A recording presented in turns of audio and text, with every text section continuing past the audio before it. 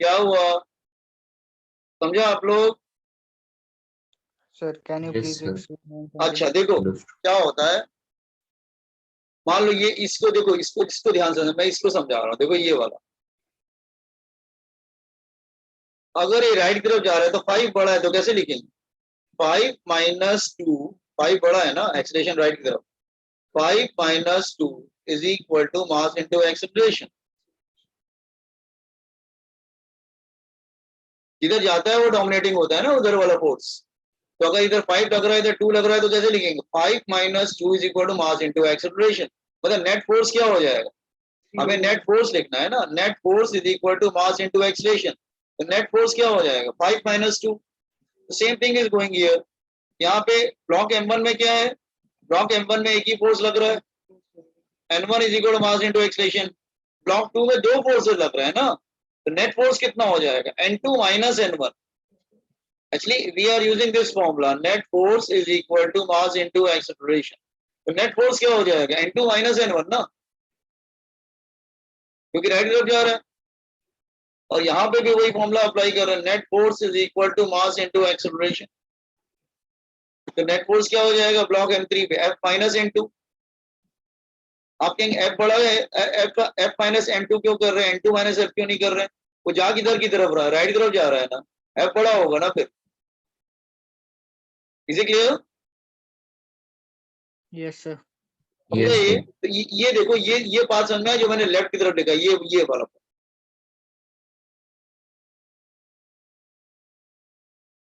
तो वैसे ही लिखा होगा।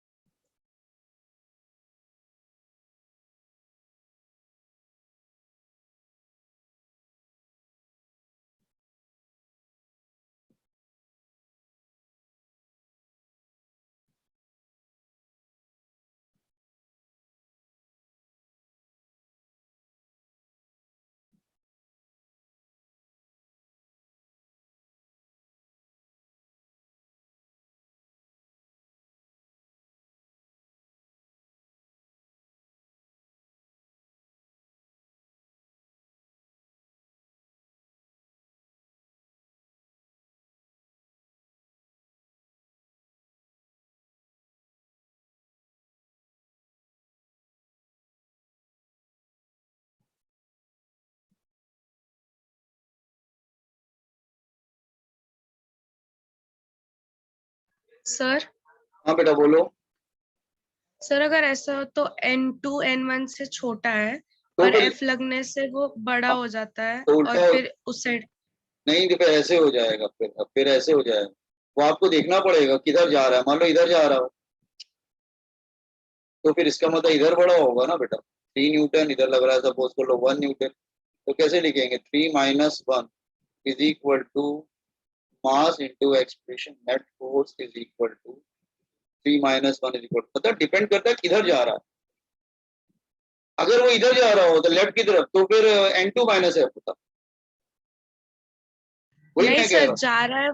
जा रहा है राइट की तरफ ही, बट बीच में तो जो बॉक्स है ना स्टार्टिंग के M2 और हाँ N1 हाँ, M1, वहां पे N2 का जो है फोर्स वो N1 से कम है, पर F लगने से वो दोनों मिला के ज्यादा हो रहा है, इसीलिए राइट पे जा रहा है। नहीं नहीं, अरे नहीं बेटा, अगर जिधर जाता है उधर का फोर्स डोमिनेटिंग होगा ना, ऐसा कैसे हो सकता? तुम एक बात बताओ, ऑब्जेक्ट जिस डायरेक्शन मूव करेगा, तो चाहे कितने भी फोर्सेस लग रहे हो, जिस डायरेक्शन मूव कर रहा है, तो उस पर्टिकुलर डायरेक्शन का, जिस डायरेक्शन मूव कर रहा है उधर का फोर्स बड़ा ही होगा ना हमेशा। अदरवाइज उधर मूव ही क्यों करेगा?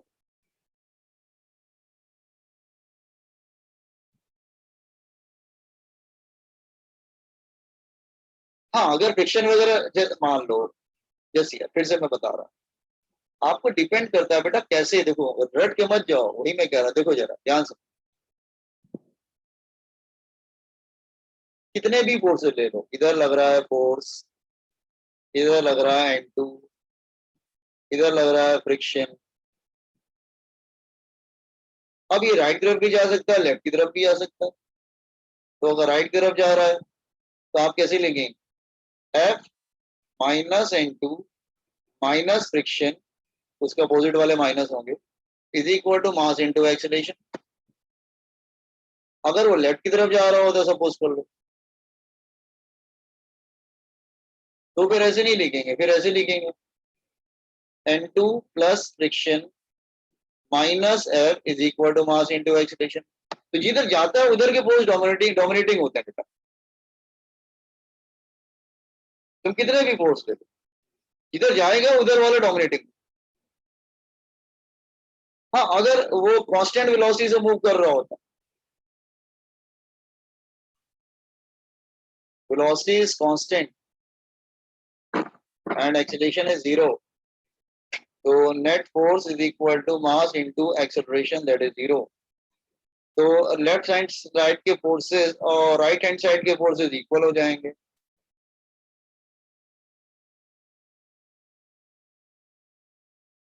वो तो डिपेंड करता है कैसे चल रहा है, वो एक्सेलरेट कर रहा है तो नेट, कांस्टेंट को तो मूव ही नहीं करेगा ना सर। अगर बेटा एक्सेलरेट कर रहा है तो नेट फोर्स जीरो नहीं हो सकता, क्योंकि अगर एक्सेलरेशन हो रहा है तो कभी भी नेट फोर्स जीरो नहीं हो सकता। अगर एक्सेलरेशन जीरो है तभी नेट फोर्स जीरो हो। तो आपको देखना पड़ेगा वो किस डायरेक्शन बेसिकली मूव कर रहा है, कि लेफ्ट की तरफ मूव कर रहा है कि राइट की तरफ मूव कर रहा है, वो डिपेंड करता है। अगर राइट की तरफ मूव कर रहा है तो पहले राइट के फोर्सेस होंगे, फिर लेफ्ट की तरफ। अगर लेफ्ट की तरफ मूव कर रहा है तो पहले लेफ्ट के फोर्सेस आएंगे माइनस राइट का फोर्स आएगा, इट डिपेंड्स। तो देखो ऊपर वाले वापस जाते हैं ना, अगर वो राइट तरफ जा रहा है, पहले वाले M3 ब्लॉक को देखो तो N2 छोटा होगा, F बड़ा होगा ना, तभी तो राइट तरफ जा रहा है, वरना क्यों जाएगा। एक्सेलरेट कर रहा है, एक्सेलरेट मतलब उसकी स्पीड बढ़ रही है। This is only possible when F is greater than N2, और स्पीड बढ़ रही है इसका मतलब N2 N1 से भी ग्रेटर होगा। एक्चुअली वो बड़ा ही होगा, क्योंकि रीजन मैं आपको बता रहा हूँ। देखो F क्यों बड़ा होगा सबसे, क्योंकि F तीन ब्लॉक को पुश कर रहा है, तीनों को पुश कर रहा है कि नहीं। N2 जो हाँ है, सर। N2 जो है वो M1 M2 को पुश कर रहा है। आप डायरेक्ट भी कर सकते थे सर, ये ना इधर ऐसे आ रहा है, तो यहाँ पे जो नॉर्मल फोर्स होगा ना वो मास इनटू एक्सीलरेशन होगा, ये सिर्फ M1 को पुश कर रहा है, इधर वाला जो है ना वो दोनों को पुश कर रहा है, तो M1 प्लस M2A हो जाएगा सर। इधर वाला जो है ना सर तीनों को पुश कर रहा है, तो ये M1 plus M2 plus M3 into A हो जाएगा। N2 जो है सिर्फ M2 को पुश नहीं कर रहा, उसके आगे M1 भी लगा हुआ है ना, उसको भी पुश कर रहा है। मतलब you are applying force from the left hand ना, तो फोर्स जो है वो तीनों को पुश कर रहा है। N2 जो है वो M2 और M1 को पुश कर रहा है, N1 जो है सिर्फ M1 को पुश कर रहा है। That's why N2 is greater than N1 और F is greater than, otherwise आगे जाएगा ही नहीं फिर वो, अगर एक भी फोर्स का इधर उधर हुआ तो। You got this point? Yes, sir. सब लोगों ने कॉपी कर लिया इसको? Yes, sir. Okay Yes, sir. अच्छा, तो मैं स्क्रॉल करके पढ़ाना स्टार्ट कर रहा हूँ, हो गया ना सबका? कोई कुछ बोल रहा था? Anybody is copying? Copy it, everyone. Wait, sir.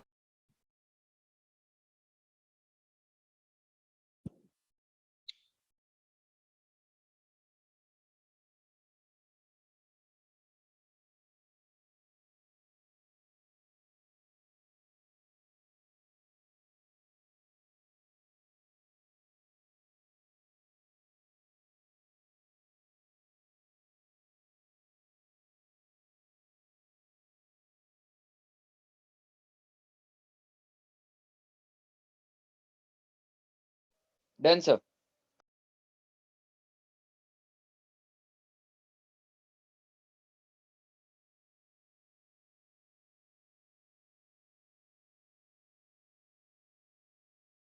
Okay, Done, sir. now just wait. अब मैं आता हूँ tension in string. Tension in string. Third type of force.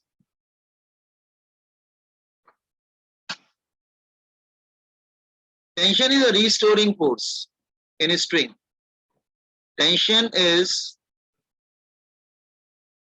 the restoring force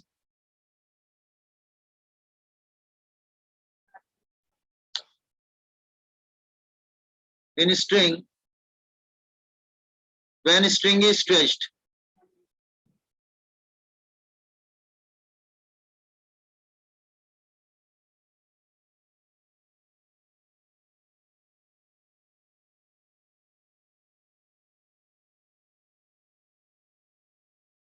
Tension is the restoring force in a string when a string is stretched. तो ध्यान सुनो. Suppose ये string है. Listen here.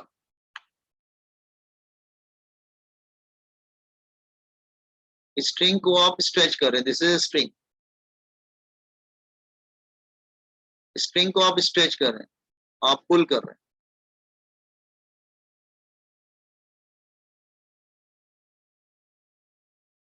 तो स्ट्रिंग के molecule they want to restore, तो वो क्या करेंगे, इसके अपोजिट डायरेक्शन में अपना फोर्स अप्लाई करेंगे, that is tension. They want to recover. इनका नाम रीस्टोरिंग फोर्स बोलते हैं बेटा. They want to recover their original length. ये ध्यान रखना, if mass is same, if string is massless, वैसे हमेशा मासलेस नहीं रहेगा, मैं बताऊंगा बाद में चल के. If string is massless, tension in string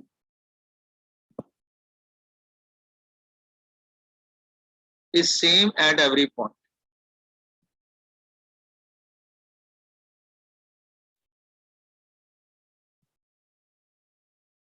Inside string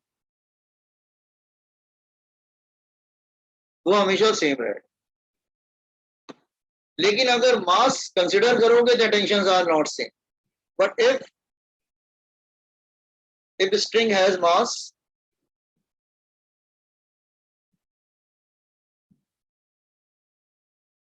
then tensions are different at different points.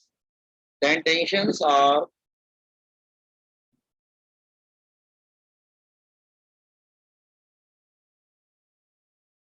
at different points.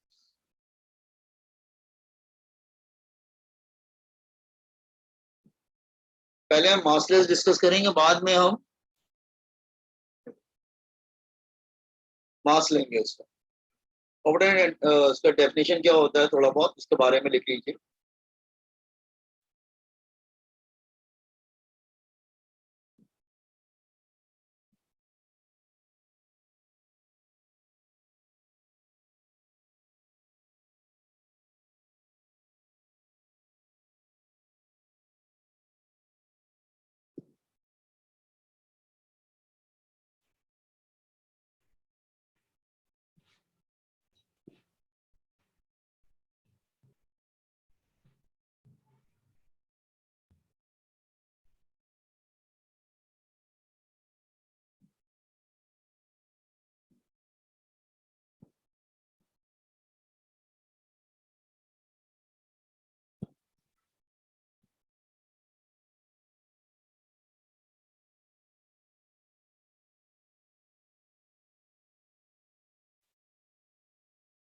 Once completed by everyone, just तो मैं एक दो प्रॉब्लम लेके आपको समझाता हूँ.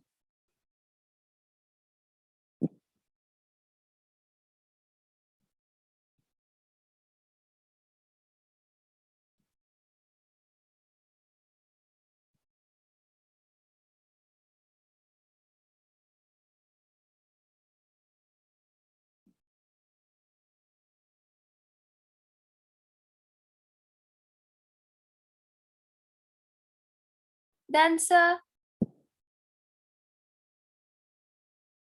Sir, wait, sir, writing second point.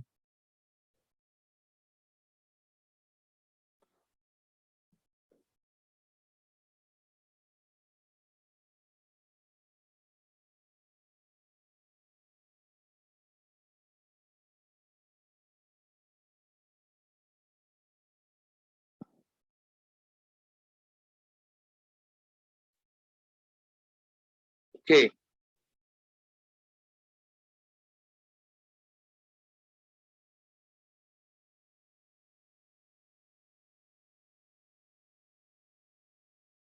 Sir, done. Okay. Now see here.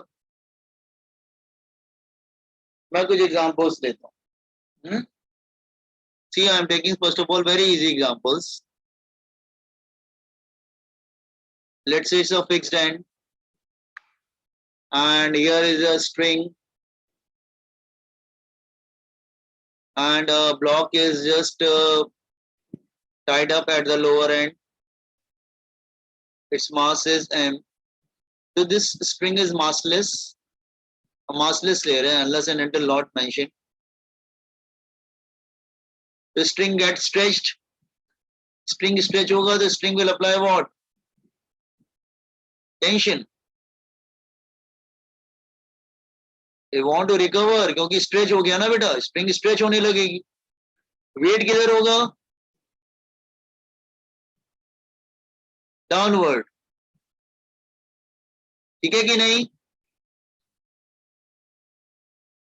Block Yes, rest. sir. Yes, block rest पे. Yes, sir. तो रेस्ट पे होगा तो upward force is equal to,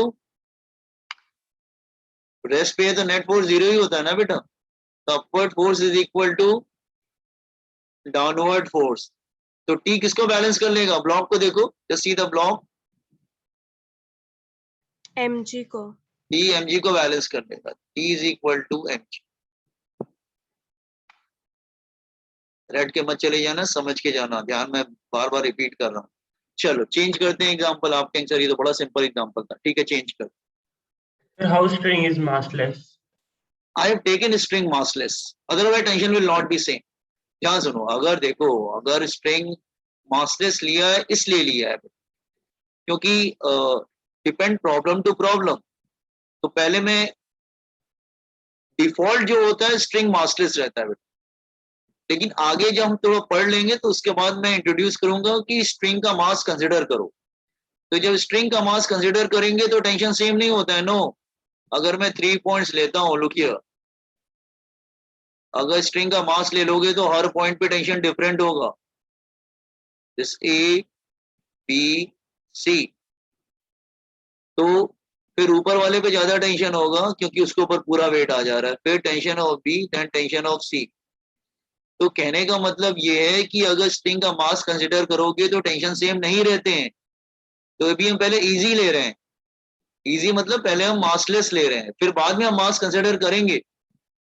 लेकिन ये याद रखना, न्यूमेरिकल जो आपको आएगा उसमें 90% केसेस में या 95% केसेस में स्ट्रिंग को मासलेस लिया जाता है. Is it clear? Yes, sir. Okay. Yes, sir. मैं 95% केसेस बोल रहा हूँ in JEE and NEET both, even in CET. ठीक है, Okay, sir. Okay. Now then again let's say I am taking this is a string here.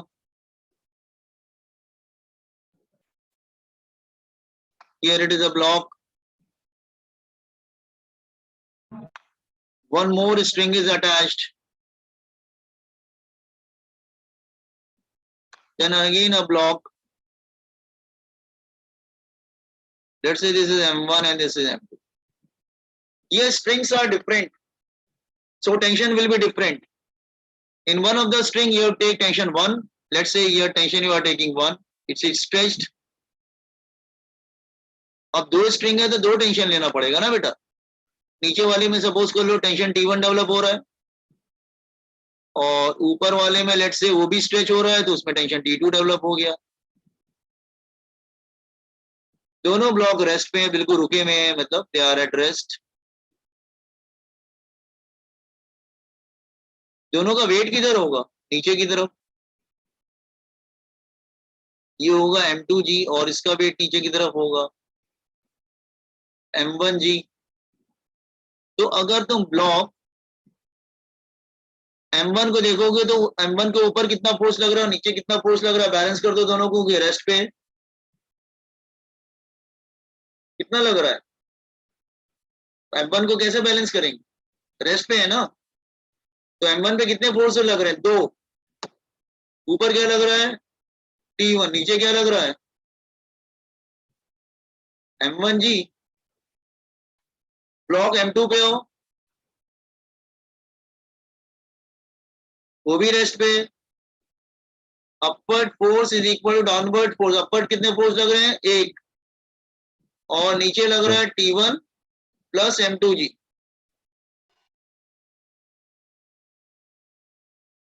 ठीक है कि नहीं?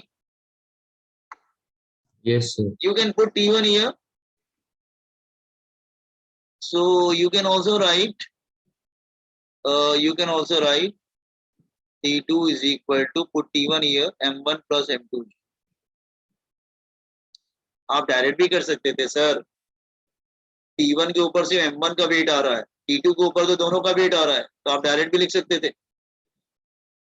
Are you getting? क्योंकि टेंशन T1 किसको बैलेंस कर रहा है, सिर्फ किसको होल्ड कर रहा है, सिर्फ M1 को होल्ड कर रहा है, लेकिन टेंशन जो दूसरा वाला ऊपर वाला स्ट्रिंग जो है वो तो दोनों मास को होल्ड कर रहा है, इसलिए उसमें दोनों मास आने चाहिए ना। फिर तो एक लॉजिकल आप लगा सकते थे।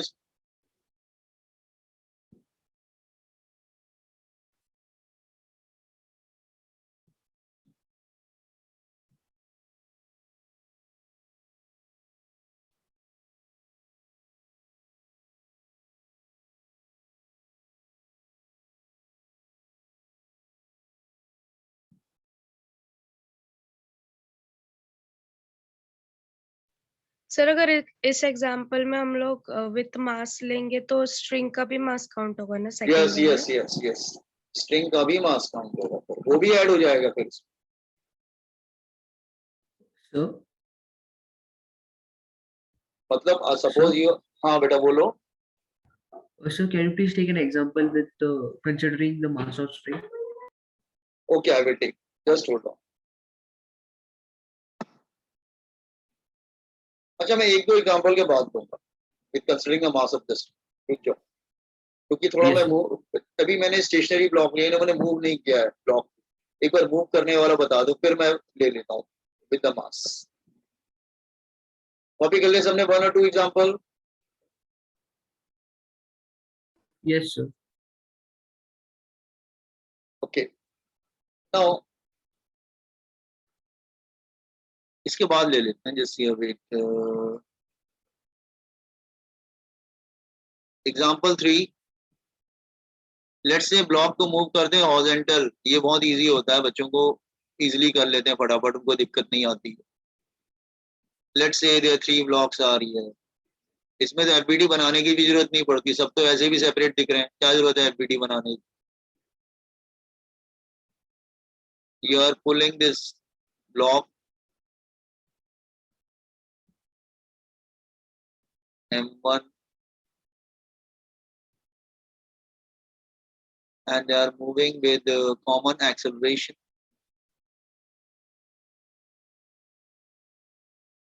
So you can say they have the same acceleration.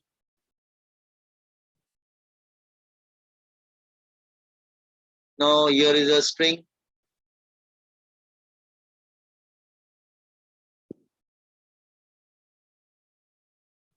तो इसमें टेंशन डेवलप हो जाएगा, string will get stretched.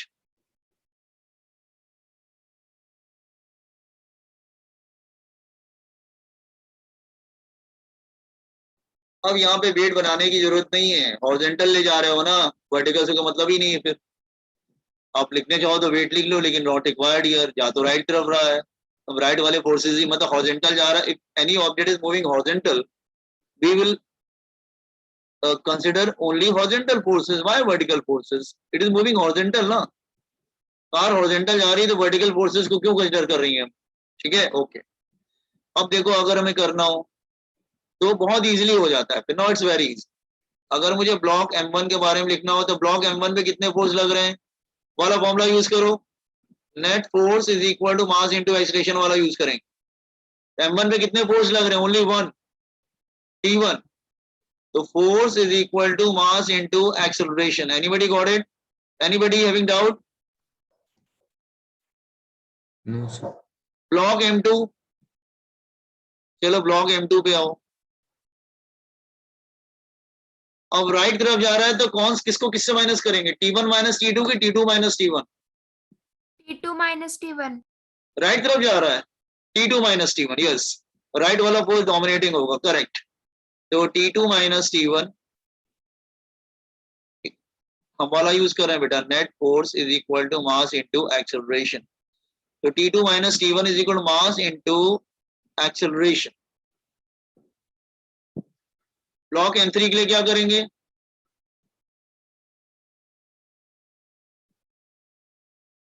Net Force force is minus T2. Net force equal to mass into acceleration. तो हम लोग लिखेंगे that is that is F minus T2 is equal to mass into acceleration। तुम चाहो तो ना ये T1 की वैल्यू बेटा यहाँ पे रख सकते, तो T2 की वैल्यू आ जाएगी that is M1 plus M2 है, और ये T2 की वैल्यू यहाँ रख दो, नहीं T2 की वैल्यू हम लोग यहाँ रख सकते हैं। F क्या आ जाएगा, that is equal to M1 plus M2 plus M3A। आप डायरेक्ट भी लिख सकते थे बेटा, acceleration is total force upon total mass.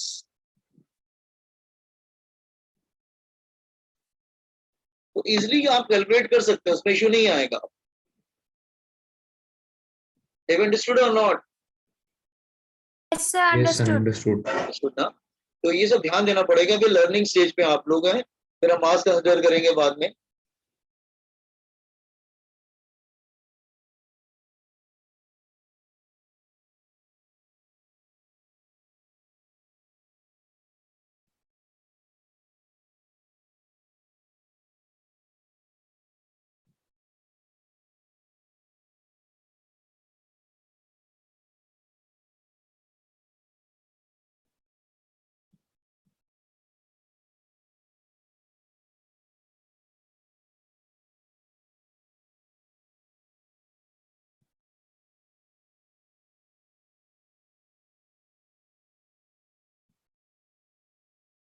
Done, sir. Okay, now